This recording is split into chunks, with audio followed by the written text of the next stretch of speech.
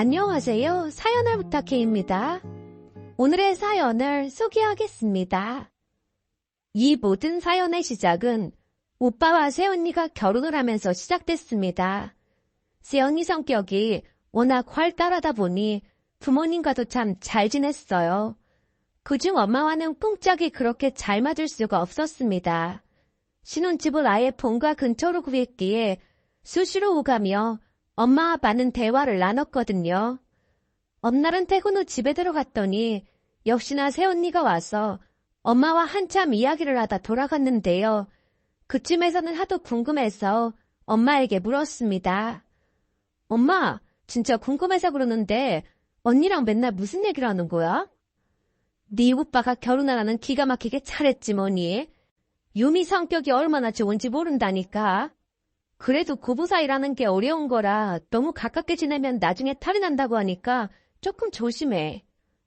그것도 사람 나름인 거지. 조심할 게 뭐가 있어. 유미는 뒤끝도 없고 애가 뭐 하나 다물할 데가 없다니까. 사실 네 오빠도 그렇고 너도 그렇고 네 아빠 닮아서 둘 다 얼마나 무뚝뚝하니. 근데 유미랑 같이 있으면 심심할 틈이 없다니까. 거기다 요즘 유미 덕분에 수입도 짭짤한 게 얼마나 좋은지 몰라. 수입이 짭짤하다니? 그건 무슨 말이야? 엄마 혹시 아르바이트 하는 거야? 제가 놀라서 엄마를 빤히 바라봤는데요. 엄마가 이가에 미술을 머금은 채 대답했습니다. 그렇지. 아르바이트라면 아르바이트라고 할 수 있겠네. 근데 네 아빠랑 오빠한테는 절대 말하면 안 된다. 이건 우리끼리 비밀이야. 알았지? 엄마가 아르바이트 하는 거 알면 아빠가 기겁할 텐데 빨리 그만둬. 엄마 무리하면 안 되잖아. 제가 기겁을 한 채 엄마에게 소리쳤는데요. 사실 엄마는 갑상선암 진단을 받고 치료 후 지금은 완치가 된 상황이거든요. 그때 누구보다도 아빠가 걱정이 많았는데 집안일을 도맡아 했을 정도로 아빠는 엄마를 걱정했습니다. 물론 오빠와 저도 집안일을 돕긴 했는데요. 평소 테니스를 좋아해서 테니스를 자주 치러 다니던 아빠였지만 엄마의 갑상선암 치료 이후 아빠는 마치 슈퍼맨이 된 것처럼 회사를 다니면서 집안일까지 완벽하게 해냈습니다. 그 모습에 엄마가 감탄을 하기도 했으니까요. 여보, 당신 진짜 잘한다. 나보다 나은 것 같아. 옛날에 자취를 오래 해서 그렇잖아. 앞으로도 내가 할 테니까 집안 살림할 시간에 당신은 운동하고 건강관리할 생각해. 내가 들어보니 필라테스 그런 것도 좋다고 하던데 한번 배워보던지. 의사가 완치라고 했잖아. 이제는 내가 살림할 테니까 당신은 예전대로 생활해. 암이라는 게 언제 해발할지 모르는 거라고 함시 조심해야 한다잖아. 다른 암도 아니고 갑상선암은 착한 암이라고 하니까 너무 걱정할 필요 없어. 그래도 암인데 항상 조심해야 하는 거야. 그리고 앞으로 식단도 전부 채식으로 바꿀 거니까 그런 줄 알아. 그 뒤 아빠는 온라인 주문으로 식재료를 사기 시작했는데요. 대부분은 신선한 채소였습니다. 우리가 많이 놀랐던 부분이 있었는데요. 평소 아빠는 고기 반찬이 없으면 밥을 잘 먹지 않았을 정도로 고기를 많이 좋아하는 그런 분이었어요. 그런데 하루아침에 채식으로 식습관을 바꾸는 걸 보고 많이 놀랐습니다. 혹시나 고기 반찬을 하더라도 굽지 않고 삶거나 쪄서 반찬을 하는 등 많은 노력을 했으니까요. 어느 날은 제가 감탄한 채 아빠에게 물었습니다. 아빠, 그럼 회사 출근해서 엄마 몰래 고기 먹는 거야? 아니, 회사에서도 고기 반찬이 나오면 되도록 안 먹으려고 하고 있어. 네 엄마한테도 먹지 말라고 했는데 나만 먹고 있으면 약속 위반이잖아. 그냥 몰래 먹으면 되는 거 아니야? 네 엄마가 암에 걸렸다는 소리 듣고 내가 얼마나 후회를 했는지 몰라. 아빠 때문에 그런 것도 아닌데 너무 자책하지 마. 내가 허구한 날 고기 반찬을 찾아냈잖아. 그러니 네 엄마도 고기를 매일같이 먹었잖니. 사실 네 엄마는 예전부터 고기보다는 채식을 더 좋아했거든.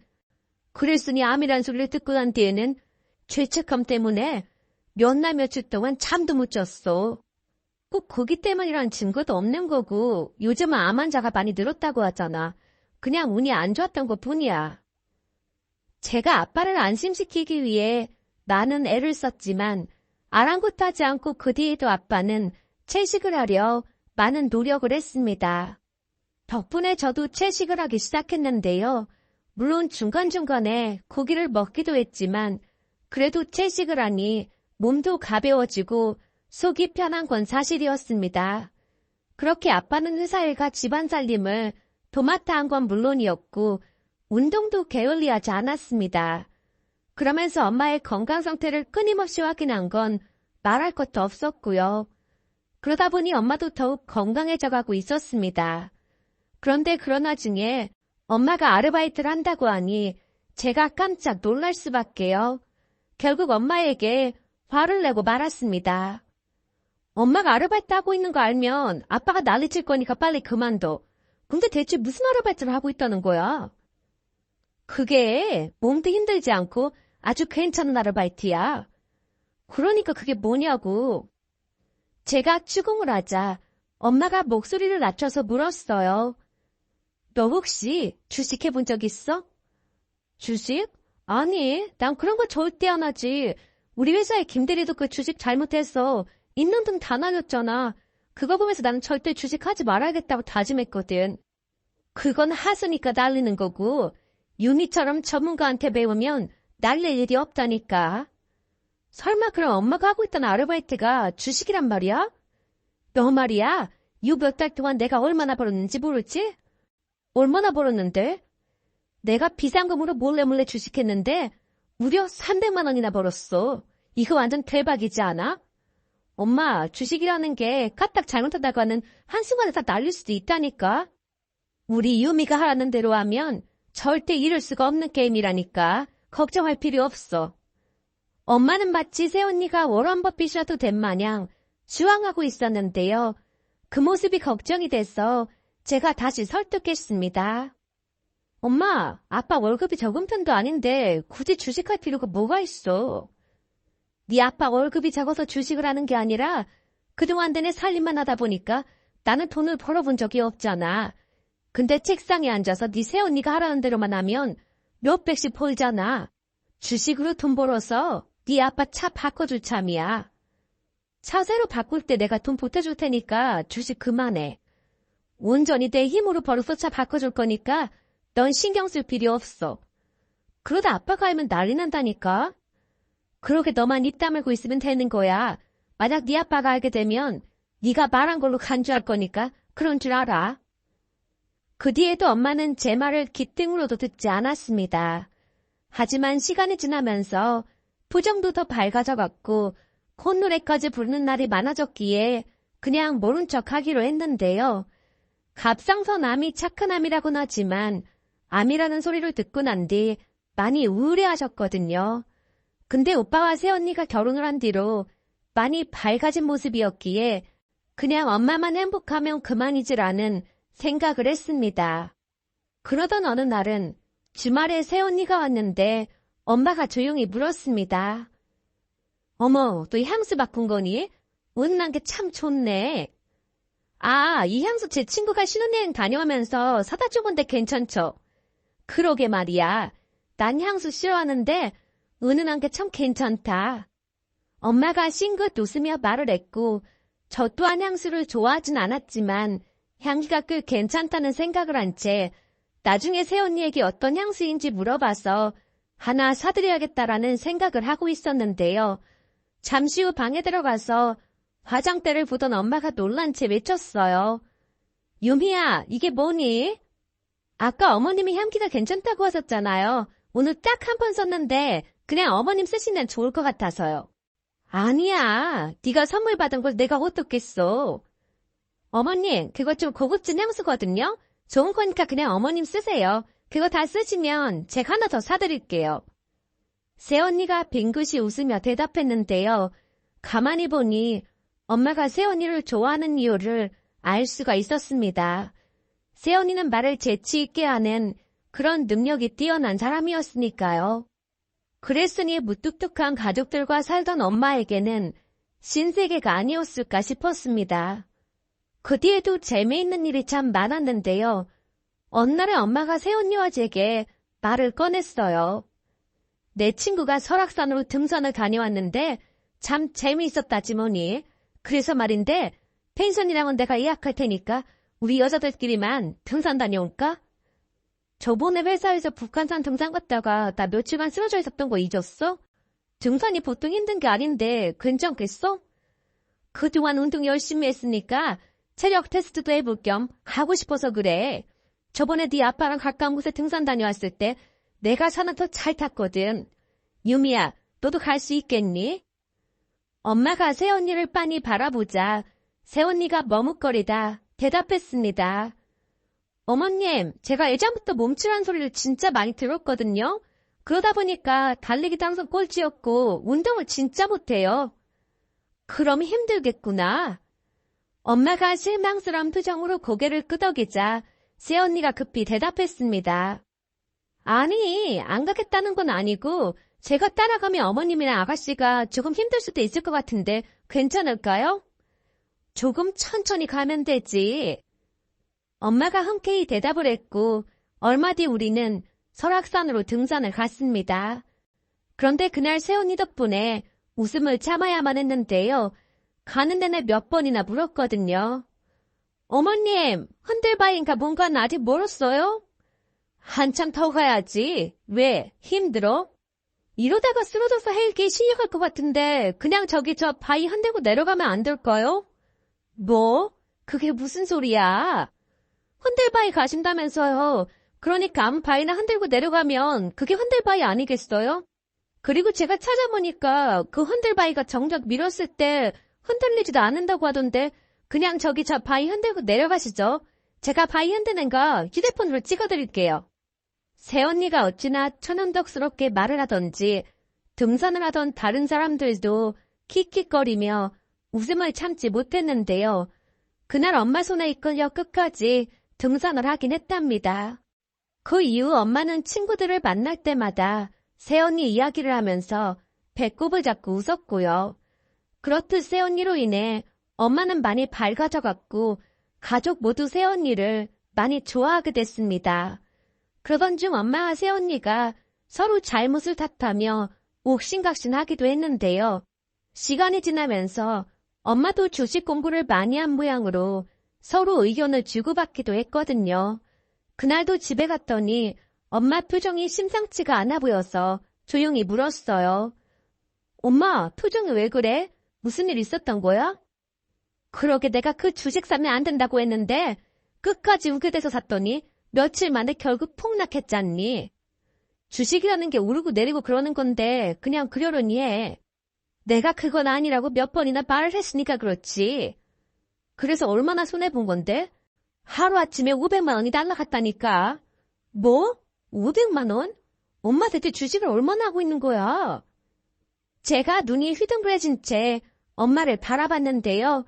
엄마가 대수롭지 않게 대답했습니다. 그동안 주식으로 돈 꽤 벌었는데 근데 그걸 홀라당 날려먹었으니 진짜 환장하겠다. 그 정도 돈이면 전업 투자자로 전향해야 하는 거 아니야? 이제는 완전 전문가 같은데? 이제 주식이 조금씩 눈에 들어오기 시작했어. 이번에도 유미 말만 안 들었으면 더 풀릴 수도 있었는데 망했다니까. 그래서 설마 언니한테 뭐라고 한 거야? 아니 사람이 신도 아니고 그럴 수도 있지. 뭐라고 하고 그랬어. 이번에는 돈을 잃어도 너무 많이 잃었어. 네 새언니도 한 달은 자중해야 할 거야. 엄마 말에 할 말을 잃고 말았는데요. 그렇게 옥신각신하면서도 나름 잘 지냈거든요. 하지만 돈을 잃는 날이 많아져서 엄마가 자주 한탄을 하셨고 새언니가 사과를 하는 일이 많아졌습니다. 그러다 어느 날은 남자친구가 집에 인사를 하겠다고 해서 가족들에게 말을 꺼냈고 부모님도 반색하셨어요. 그때 그 대기업 다닌다던 그 사람 맞지? 이름이 뭐였더라? 이현우야. 맞다 현우. 그때 사진 보니까 얼굴도 훈남이던데 되도록 빨리 데리고 와봐. 우리 현우 씨가 얼굴이 좀 훈남이긴 하지. 거기다 성격도 엄청 좋아서 가족들이랑 잘 어울릴 거야. 제가 큰 소리를 쳤고 얼마 뒤 남자친구를 가족들에게 소개했습니다. 평소 남자친구는 예의가 바른 편으로 가족들이 묻는 말에 도 깍듯이 대답하며 큰 호응을 얻었습니다. 그런데 잠시 후 새언니가 고개를 갸우뚱거리며 남자친구에게 물었어요. 저기 죄송한데 어딘지 굉장히 낯이 익어 보이는데 우리 어디서 만난 적이 있을까요? 아니요. 저는 오늘 처음 뵙는 것 같은데요. 이상하네. 꼭 어디선가 뵌 것 같은 생각이 들거든요. 세상에는 닮은 사람이 많기 마련이니까요. 하긴 닮은 사람이 많긴 하죠. 새언니도 대수롭지 않게 대답을 했고 그 뒤에는 즐겁게 대화를 나누고 남자친구가 돌아갔는데요. 계속 꺼림칙한 듯 새언니가 고개를 갸우뚱거렸어요. 이상하다. 어디선가 분명히 본 것 같은데. 누구요? 현우 씨요? 네, 이상하게 낯이 익어요. 근데 아까 현우 씨는 처음 뵙는다고 하던데 언니가 잘못 본 거겠죠. 그러게요. 제가 잘못 본 게 맞겠죠 뭐. 새언니가 꺼림칙한 표정으로 수긍을 했습니다. 그렇게 시간이 얼마나 지나갔을까요? 상견례를 앞둔 어느 날 남자친구가 제게 말했습니다. 저기 저번에 들어보니까 오빠 부부랑 친하게 지낸다면서? 우리 새언니가 워낙 성격이 좋다 보니까 주말에도 집에 자주 놀러오고 그러고 있어. 그럼 나도 잘 보여야 하는 거 아니야? 잘 보이고 할 게 뭐가 있어. 그냥 잘 지내면 되는 거지. 근데 새언니 성격이 좋아서 현우 씨도 잘 지낼 수 있을 거야. 그렇게 성격이 좋은 거야? 그럼 볼 때마다 나도 놀란다니까. 우리 엄마는 맨날 형수님 마음에 안 든다고 뒷담화하던데 진짜 성격이 좋으신가 보네. 사실 고부 사이라는 게 좋기가 쉽지 않잖아. 그래서 나도 그게 좀 놀랍긴 한데 새언니 성격이 워낙 뒤끝도 없고 뒤돌아서면 잊어버리는 성격이라 가능한 것 같아. 얼마 전에도 엄마랑 말다툼을 했던 모양인데 하루 만에 그걸 까먹고 찾아와서는 어머님이 당분간 오지 말라고 했었는데 깜빡했네. 이러고 있는 거 있지. 그 바람에 가족들 모두 한바탕 웃었잖아. 제가 한참 동안이나 새언니 칭찬을 하고 있자 남자친구가 신기한 듯 입을 뗐습니다. 그러기가 진짜 쉽지 않은데 대단하다. 우리 형수님은 엄마가 한 소리 했다고 반년 동안 발길을 끄는 적도 있거든. 뭐? 반년 동안이나? 우리 형수님이 원래 뚱하고 그런 성격이긴 해. 근데 진짜 성격 좋으시네. 그래서 말인데 앞으로도 친해져야 할 것 같은데 다음 주 주말에 내가 식사 한번 대접하고 싶거든. 혹시 괜찮을까? 그럼 괜찮지. 아마 새언니가 엄청 좋아할걸.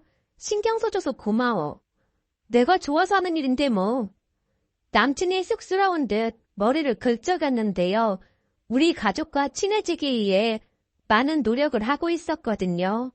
그날 집에 갔더니 역시나 새언니가 와 있었기에 제가 물었습니다.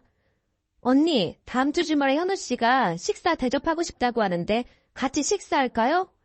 정말요? 저는 무조건 좋죠. 그럼 어머님도 같이 모시고 가요.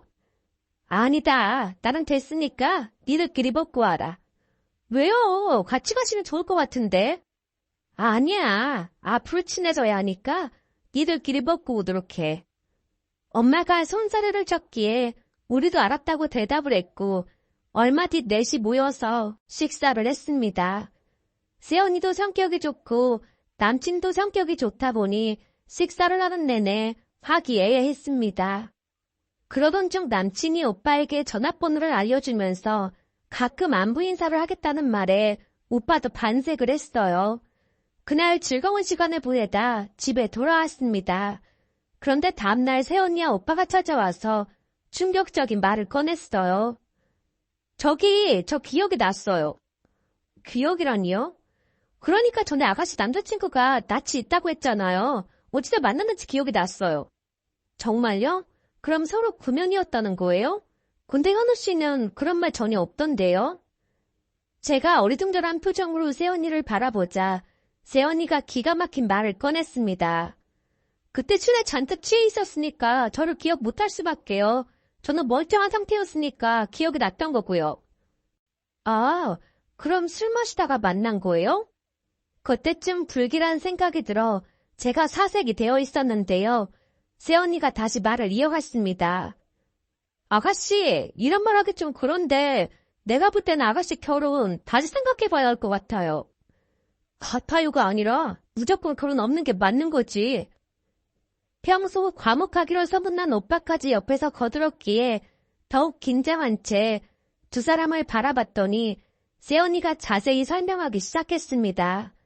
세연이 말에 의하면 전에 한 식당에서 친구들을 만났다는데요. 그날 세연이는 차를 가지고 와서 술을 전혀 마시지 않았고 그냥 음식만 먹었다네요. 그렇게 식사를 하고 난 뒤 가까이 살던 친구들을 데려다 주겠다며 차가 세워진 곳으로 이동을 했더니 어떤 차가 세연이 차를 가로막고 이중 주차를 해놨다고 합니다. 그래서 차를 밀어봤다는데 주차 브레이크를 채워놓았는지 밀리지 않더랍니다. 그래서 상대방 차에 적혀있던 휴대폰 번호로 전화를 걸었다는데요. 10분이 넘게 전화를 받지 않자 세연이가 문자를 보낸 모양이었어요. 문자 내용은 차를 빼달라는 간단한 문자였지만 역시나 답장이 없었고 또다시 문자를 보냈다는데요. 그 뒤에도 여전히 전화도 받지 않았고 문자에 답장도 오지 않았다네요. 그러면서 30분이 넘게 지나갔고 결국 잔뜩 화가 난 세연이가 신고를 하겠다는 문자를 보냈다는데 그 뒤 바로 답장이 왔답니다.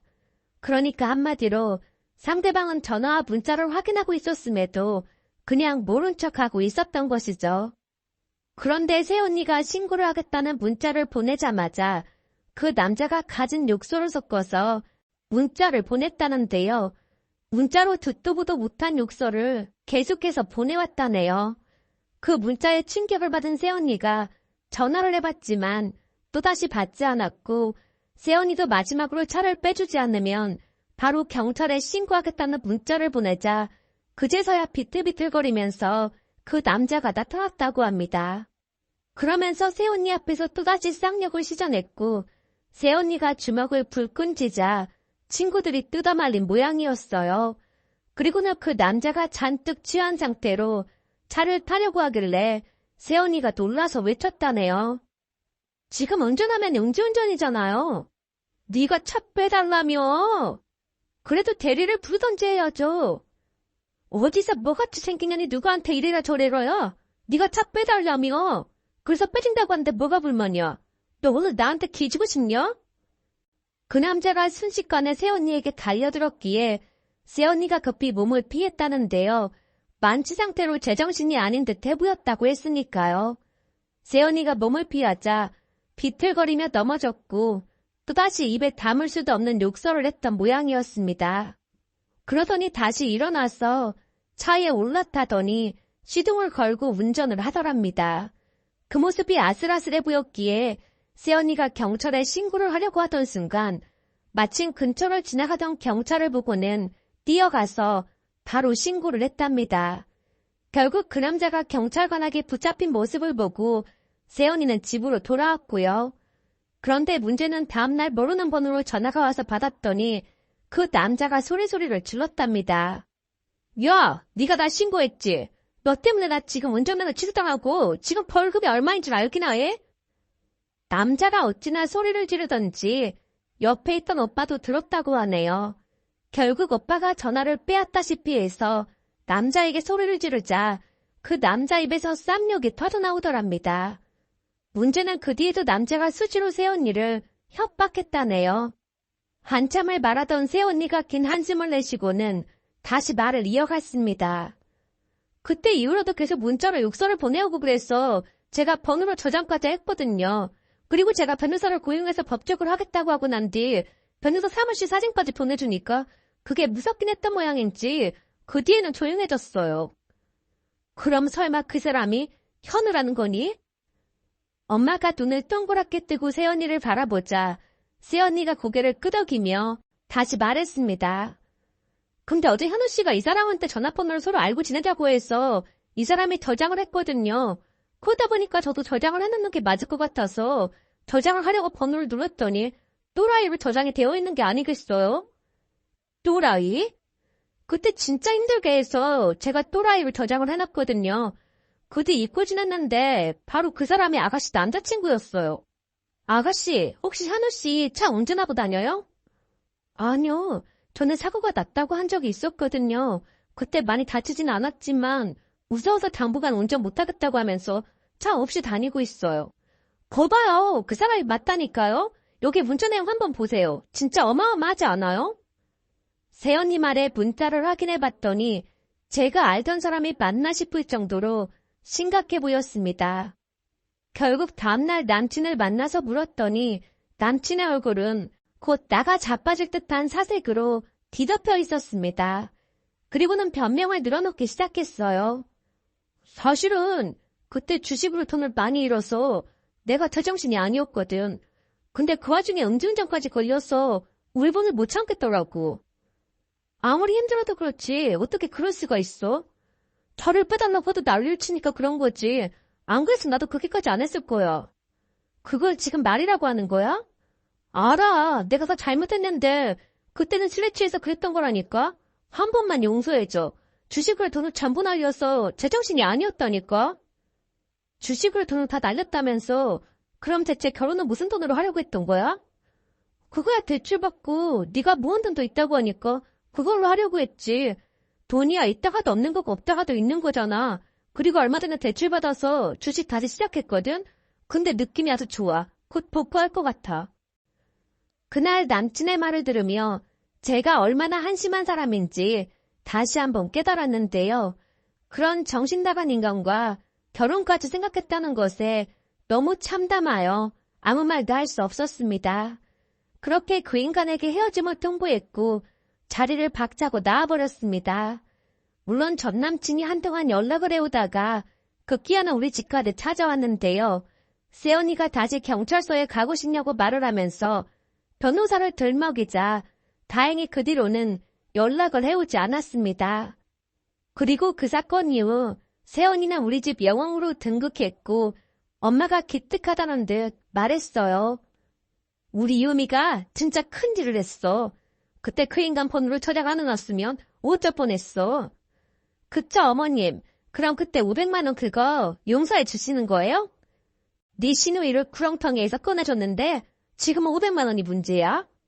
그리고 제가 곰곰이 생각해봤는데 우리 이제 주식하지 말고 어머님이랑 저 둘이 개를 하는 게 어떨까요? 아무리 봐도 주식은 너무 위험한 것 같아요. 그러게 말이다. 그렇잖아도 나도 주식 그만하자고 할 참이었다. 그 인간 보면서 주식하다가 폐가 방신할 수도 있겠다 싶더라니까. 라며 엄마와 새언니가 주식을 전부 정리했고 그 뒤로는 절대 주식을 하지 않았습니다.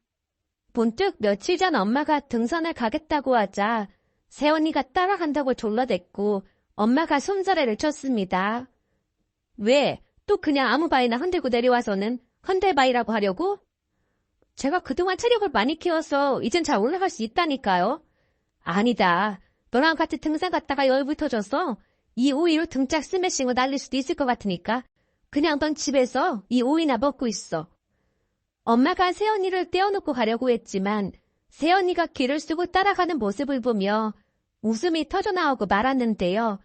아무리 봐도 새언니는 우리 가족과 참 잘 맞는다는 생각이 들면서 엄마 말처럼 새언니가 아니었다면 제 인생이 어떻게 됐을까 하는 아찔한 생각이 들어 고마운 마음에 이렇게 글 남겨봅니다. 오늘의 사연은 여기까지였습니다. 즐겁게 보셨다면 구독, 좋아요 부탁드립니다. 고맙습니다.